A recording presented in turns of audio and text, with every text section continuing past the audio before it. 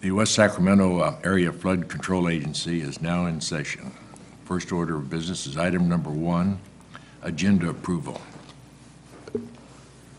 I'll move approval. I take it I'm one for Tom. Then I'll second that. It's been moved and seconded the agenda be approved. All those in favor say aye. Aye. Aye. Opposed? The ayes have it. Item number 3, public comment on matters not on the agenda. I have no slips for anybody to say anything.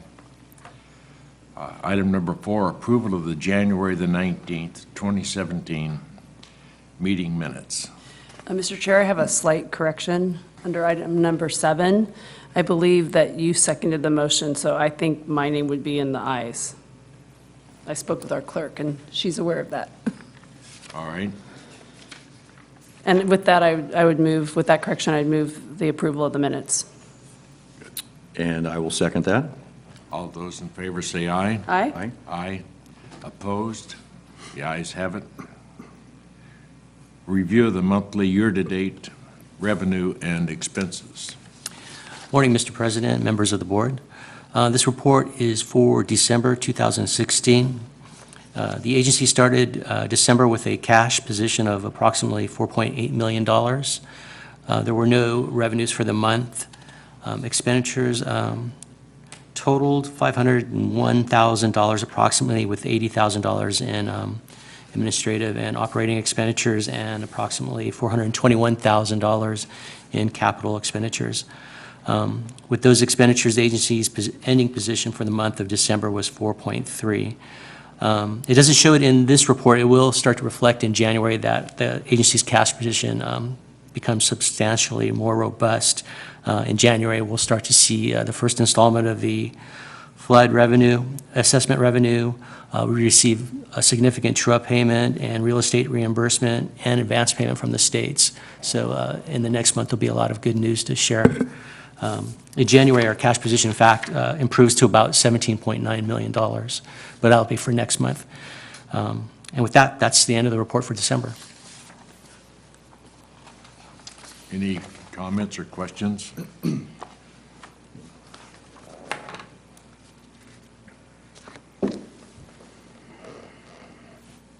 Consent agenda.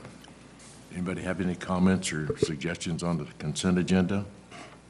I'll move the agenda, the consent agenda. Okay.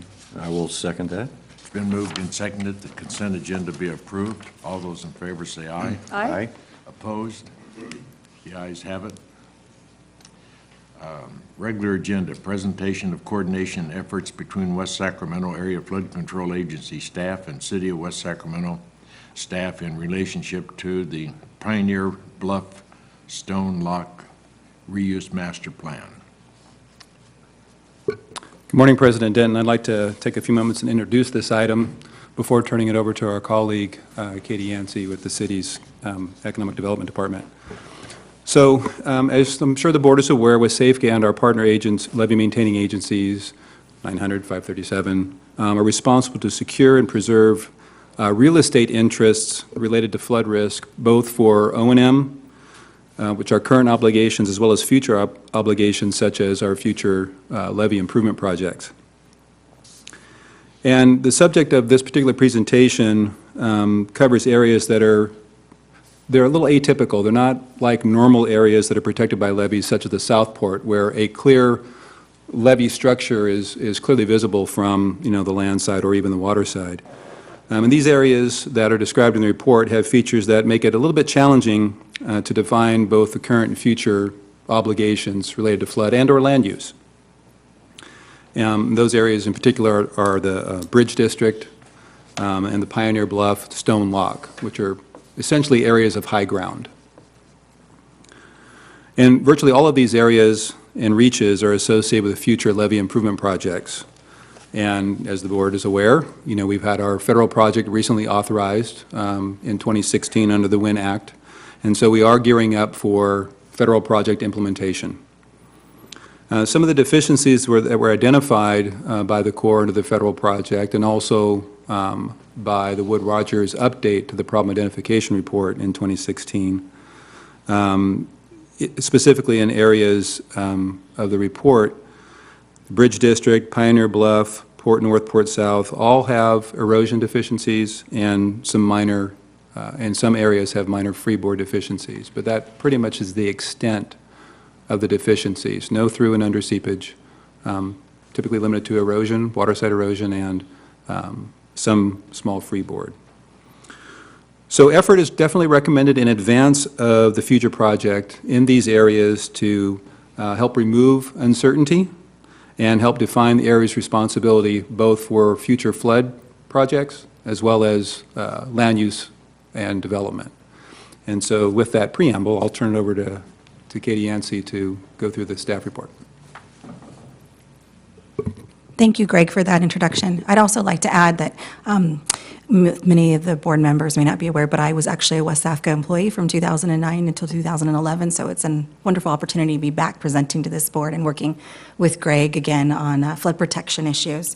So thank you for this opportunity to talk about what we're doing in the Pioneer Bluff and Stonewalk area and how Greg and I have been working together on these joint issues to ensure that the land development strategies that we're developing with the plan are consistent with the city's overall goals related to flood protection. The Pioneer Bluff Stonewalk Reuse Master Plan is a product of a transition plan that was approved by the council in 2014. It's funded by a state strategic growth council grant of $400,000. Measure G is also allocated another $700,000, so a full budget of $1.1 million is allocated for about 350 acres of property that are along the Sacramento River and the Deepwater Ship Channel. There's three main focuses of this plan. It's deindustrialization, so looking at how we can remove the businesses, including our own corp yard, do rail relocation and tank farm relocation. We're also looking at land development strategies, what's the correct growth projections, where the streets should end up going, how we coordinate with the Broadway Bridge, and then also looking at things like open space, and that'll be primarily my focus talking to you today is about the open space and the land development planning. And then also looking at building development, what's the right density, what's the right architectural design, et cetera. The land development strategy, we're taking all of our inputs from the recently adopted general plan. And in this area, we have two types of land uses that are expected. Riverfront mixed use, which is our densest and most intense land use that we have in the city. That's in the Pioneer Bluff area. That is supposed to be riverfront oriented. Similarly, in Stonewalk, we have one step down, which is the MUNC, mixed use neighborhood commercial. It's also a mixed use land use, but it's less intense and it has more opportunities for sort of integrated open space. And you can see I've sort of given you two pictures of what those two land uses might look like.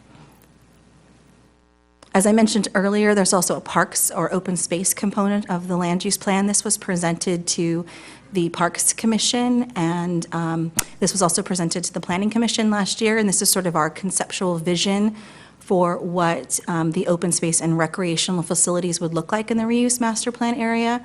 You can see areas 2, 3, 5, and 6 are all in coordination with flood protection. And so we've been working closely together, Greg and I, on figuring out how to best use these unique facilities and make sure that they incorporate the appropriate level of flood protection. To that end, Greg assisted me in preparing an RFP in November, and we solicited for a firm to help us define the actual levee setback location for areas 2, 5, and 6, and then also work with us on identifying the appropriate flood protection solution that's associated with the lock facility and making sure that whatever is recommended through this process, the reuse master plan, it's separate from what the GRR says, but through this reuse master plan, that it also considers potential recreation and reuse of that facility. And so when we get that analysis done, we'll bring that back to the WSAFCA board. We've just now completed our analysis for 2, 5, and 6, which is why I'm here today. This is Area 2. As you can see, there are 2 proposed setback lines. Greg and I are recommending that through the planning efforts and through future coordinations with the Army Corps of Engineers and Central Valley Flood Protection Board staff, that we pursue the orange line. The orange line is near-term ULDC compliant, and once the project that's proposed that would resolve the free-forward deficiencies are here, we would no longer need that future 50-foot setback for a future needs project. And so we're recommending that we don't include that in our analysis, that we don't plan for that, given the fact that you have the GRR has been approved. So we're recommending that we pursue the orange line. In addition, you can see there's a slight overlay of a proposed development project. The port is the owner of this facility and released a RFP in June to solicit development proposals. One was selected, and Ranch Capital is in an ENA with the port. The port currently is negotiating the terms of that transaction. This was what their proposal included, and so we're working with them on perhaps redesigning their project to live within that orange setback. Excuse me. This is the remainder portion of Stonewalk that needs to have a flood setback designed. The hatched area to the right is high ground, and the blue line roughly reflects where the city's boundary is. The city took possession of the Stonewalk property in fee, and so that blue line is roughly coincidental with where the city has fee title ownership, so it controls that lock facility. And then you see that there's a series of yellow, orange, and blue lines. We would be recommending, again, that we go with the orange line for that facility, and then the double hatched that, excuse me, is to the right. I said that, got my directions mixed up earlier. To the right, that is the existing stack bank easement that's in place that was part of the Army Corps of Engineer project. So this just fixes that gap that we identified. Excuse me. And then apologize for the orientation, but I wanted you to be able to read the legend. This is the setback for the Pioneer Bluff area. As you can see, the blue line is quite far in terms of, we get very close to certain portions of South River Road, and given the fact that this is an extremely high facility, we're also recommending that we include the orange line moving forward.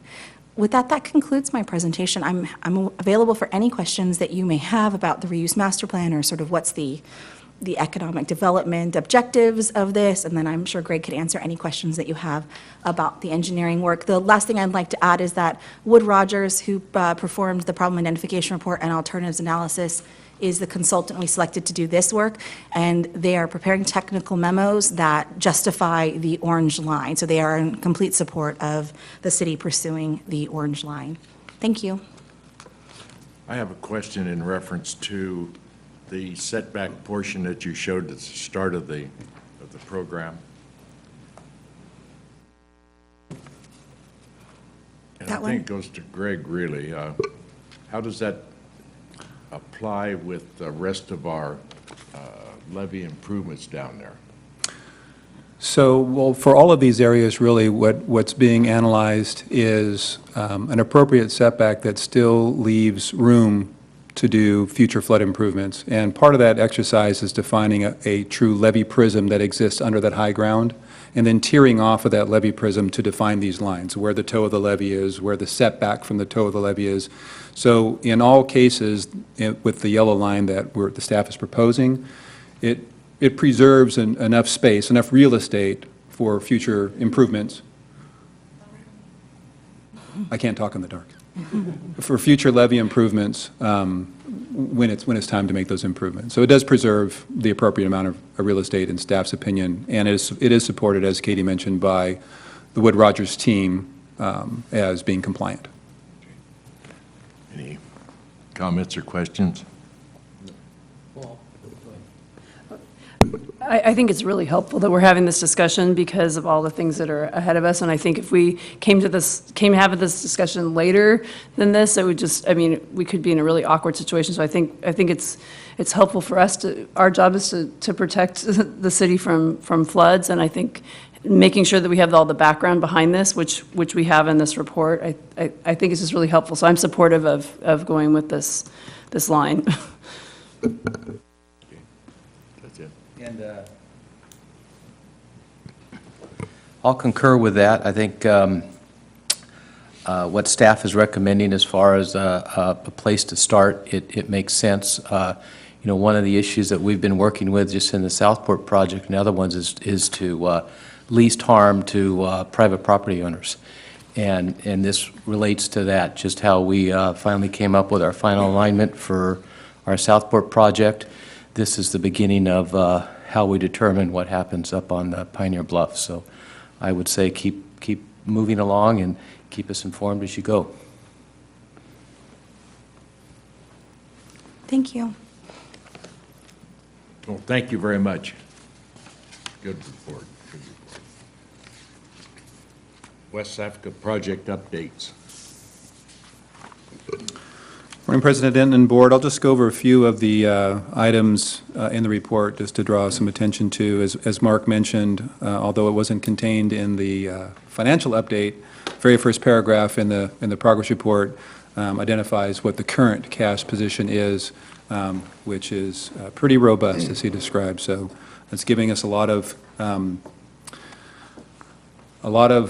ammunition in our bank to roll out with the start of our project coming soon.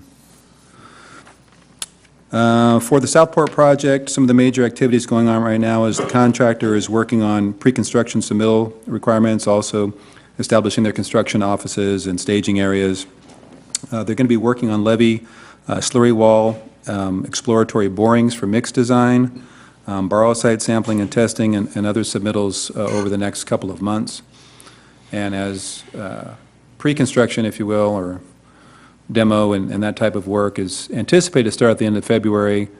However, field conditions are kind of crappy out there right now, both weather and soil conditions. It's really saturated out there, and it may be very difficult for any heavy equipment. So that will likely be postponed, but we're going to be working closely with the contractor to determine when it is appropriate to get out there. On the environmental support services, our consultant GEI is, well, as of yesterday, as of Tuesday? As of yesterday, we completed all of the elderberry shrub relocation just in time for the deadline required by February 15th. So kudos to the team for getting that done, and that was by no means a small lift with the river levels where they are, with the concerns about doing work adjacent to or in the levee, and working very closely with RD 900, we were able to get this work done within the right time frame. So kudos to everybody involved.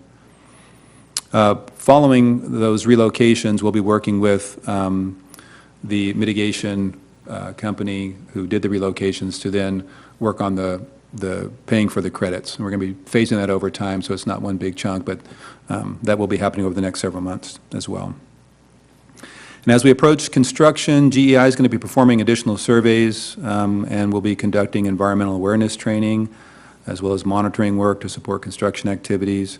Most recent surveys has been for bats and also trees that are, throughout the whole project area, and nesting bird surveys also starting this month. On the Borrow 1 site this past month, we received approval for the SMARA permit from Yolo County, and we also just recently received our State Lands Commission lease for the project, for some areas of the project, so that's good. And also staff is going to be looking at, he's working with, when I say he, Mr. Dirksen is working with the Yolo County Land Trust to work on purchasing the ag mitigation credits that are needed for the project.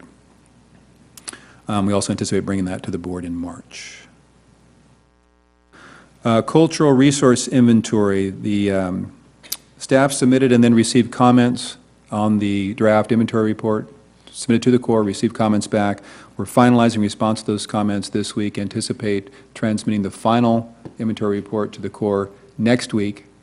Then that will start the 30-day review period by both the State Historic Preservation Officer as well as the tribes that we are working with on the project. So and that's typically a 30-day review. And once we receive comments back from those agencies, any adjustments will be made to the inventory report. Once we close out that process, we'll be able to move forward with some of the demo work and tree removal and construction. So all of these things are kind of coming to coming to a point that are intersecting now, over the course of the next 30 to 45 days. And staff is also working with our public relations consultant, Crocker & Crocker, as we continue planning for possible, not possible, but planning for the groundbreaking ceremony. And staff's, right now, we're trying to focus on time period of around April, when meaningful construction is taking place, trying to avoid the not-so-glamorous construction activities like demo and tree removal for a groundbreaking ceremony. So over the course of the next month or so, staff will be reaching out to the board members for availability so we can try and identify some dates and windows to move forward with scheduling that groundbreaking event. We also plan on reaching out to our project partners, Army Corps of Engineers, Department of Water Resources, to invite them, also check their availability. So we'll keep the board informed as we start getting all those variables in place. And I think we reported on this last month, but I'm going to do it again because it's a big deal. The community rating system. For many years, the city was at a rating of 8, and the community enjoyed a 5% discount on flood insurance, since at this point in time, flood insurance is voluntary, not mandatory. With the hard work of several key staff members, including Chelsea Grow over there, we were able to submit a tremendous amount of information for activities that the city and WSAFCA have been doing for years, and get a thorough review by the staff at FEMA, at the CRS office, and we were awarded a rating of 6. And that rating of 6 is real important. At that rating, we get to double our discount on flood insurance. So effective May of this year, the discount for folks in West Sacramento will double from 5% to a 10% discount. However, the team is not done submitting information to FEMA, and they anticipate submitting additional information by the deadline, which I think is the end of April, and are optimistic about that resulting in an improved rating from the 6 that we just got to a 5 and possibly even a 4. So a lot of work by the team is happening in that area, and it's having a lot of positive results. You'll see in the progress report this mention of a program for public information, and that's something that they're looking at forming. It will provide additional points that will affect our, hopefully improve our rating. So look for more info to come soon. Hey, Greg? Yeah. What does it mean by a committee that requires 50% participation from businesses and individuals outside city government? Is that you just talking about the committee itself? Yeah, the PPI committee Okay. has to have... How it's structured? How it's structured. It Okay, has to be greater sorry. than 50% community members. And there are certain requirements that you have to have a lender, and you have to have an insurance agent as core people from the community as part of that committee. All right.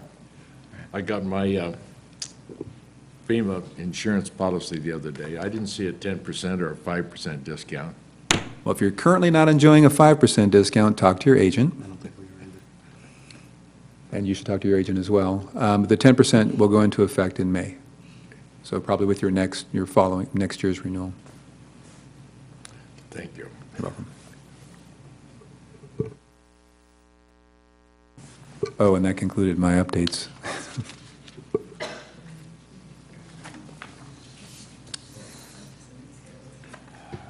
President Denton, members of the board, Greg asked me to give a little update on the state of the levee system in the city. I'm going to go back in time a bit. So January 12th, 13th is when the system really started to see some strain. As you'll recall, we had a slip on the Sacramento River levee at about levee mile 58, just on the southern edge of the Riva condos. We declared an emergency, RD 900 declared an emergency, and put 370 tons of rock at that location to stabilize the slope. That has remained stable through all of this high water. We've seen no more issues there or really anywhere on the Sacramento River levee with all this high water. During that same time period, on the January 12th, is when the Deepwater Ship Channel East levee had several significant slips. Those have continued to slip. The drainage canal that goes behind Bridgeway Lakes is almost completely cut off right now. It slipped more this week. We're not currently opening that up because none of the forecast for weather make us concerned that all of the other ways water gets out of Bridgeway Lakes won't be able to handle it. And we're worried that if we do anything with that material that slipped, that we're just going to cause a catastrophic failure that'll be almost impossible to clear. So we're going to continue to monitor that location, make sure water's properly flowing out of Bridgeway Lakes and that everybody remains safe as far as, residential flooding and all that kind of stuff. Right now, we're not concerned, but we'll keep an eye on it. And if we get a significant rain event, we'll consider bringing an excavator out there and clearing it out. But I'm not optimistic that that won't cause more harm. I think we're okay. The amount of drainage we have coming out of there is geared toward a 100-year event, and nothing we're going to see, even with what's going on, is going to reach a 100-year event as far as rainfall, unless something really strange happens. So we'll just keep an eye on it. And obviously, we're in design now on a fix for that location. We've been in contact with Yolo County OES, CalEMA, and now FEMA. And we've submitted projected costs for fixing all of that for hopefully reimbursement from the federal government, because this was a declared emergency. The levee system has absolutely been taxed. There is a lot of seepage. We've seen higher water it's been 20 years since we've seen water as high as we're seeing it right now. It's been since 1997, and we've been seeing it for quite a long time. Yolo bypass is seeping quite a bit. We haven't seen any boils, so everything's good. Seepage isn't, the end of the world. We just have to keep an eye on it. We need to try and keep people off of the levees. We need to try and keep people off of the toe of the levee.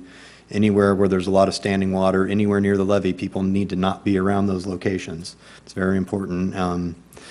You may have seen on the news last night, there was a report about people driving up and down on the levees. That's been an ongoing problem on the Corps of Engineers SAC bank project that was completed a couple of years ago. We've been fighting that for a year and a half, 2 years now. Fishermen have felt that it was perfectly fine to drive down the side of the levee to get to the edge of the river and fish. And now that we've had significant high water, people are joyriding up and down the other side of it, which they were doing then too. It's not a good thing. There's no current danger to public safety because of that activity. It's more of a, if you keep doing it and then we have a really heavy rain, it could cause erosion. That's more of a maintenance thing. It's going to cause us to spend a lot of money on something that we shouldn't have to spend money on. If you had really high water, it could become a problem, but nobody should be concerned about the integrity of that levee right now. But that type of activity anywhere on our levee system is absolutely not acceptable and does nothing but drain resources and potentially compromise a levee if there's a weak spot that we're unaware of. So I thought Paul Hosley with the city, he worked with Greg Faven and myself. I was really happy with, he put up, something out there on Facebook and all those social media things, and immediately KCRA called them right after it was posted, and they did a broadcast last night. So I thought that was really good. I'd like to thank the police department for their support and all that stuff. Roger Kinney was on the news last night, and he's always been a valuable resource to the district and WSAFCA. So we've had some internal drainage slumping as well. Significant slump last night. We'll be holding an emergency meeting with Reclamation District 900's board after this meeting. We've got a drainage canal that is now blocked that we need to clear before the next rain event. North side of town at our racetrack pump station. We'll get that dealt with. Nobody should be concerned, but we need to act quickly and we need to be able to spend money, so we need to declare an emergency and to be able to get that done. We'll have a contractor probably working all weekend long to deal with that. And my engineer's coming out at 10:30 for that meeting, so he's going to go down there immediately, and we're going to get with the contractor and figure out what we need to do. Other than that, everything's been functioning fine.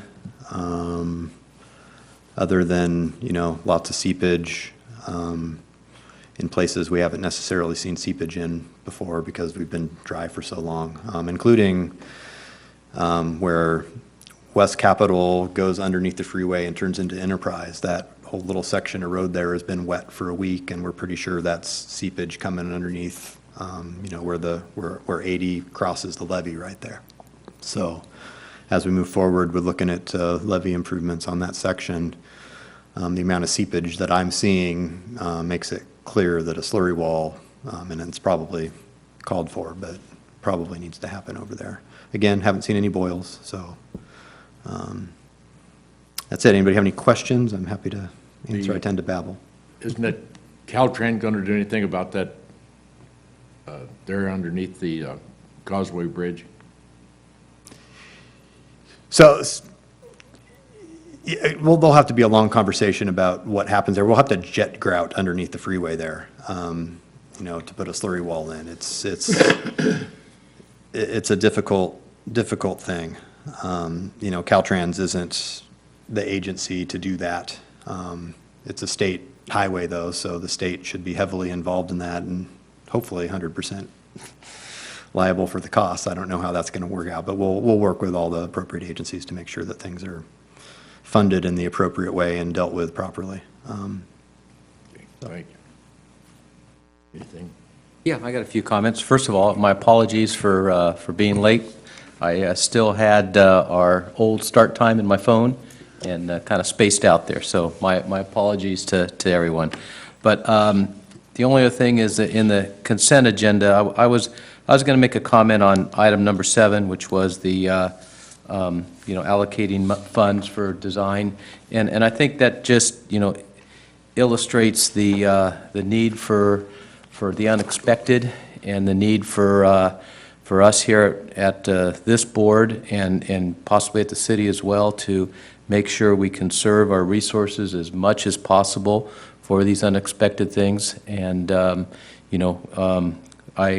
commend the briefing I had as to how we're going to try to manage this and be able to incorporate this into our project. But we'll have these things in the future, and we need to be able to make sure we have the resources to be able to take them on when it comes. So. Yeah, and Tom, just so the board is aware, we do a cash flow analysis that we look at monthly. All of the WSAFCA's expenses, primary expenses being related to the Southport project. One of the things that we haven't done, as you're suggesting, is looking at OMR, R&R, the unexpected.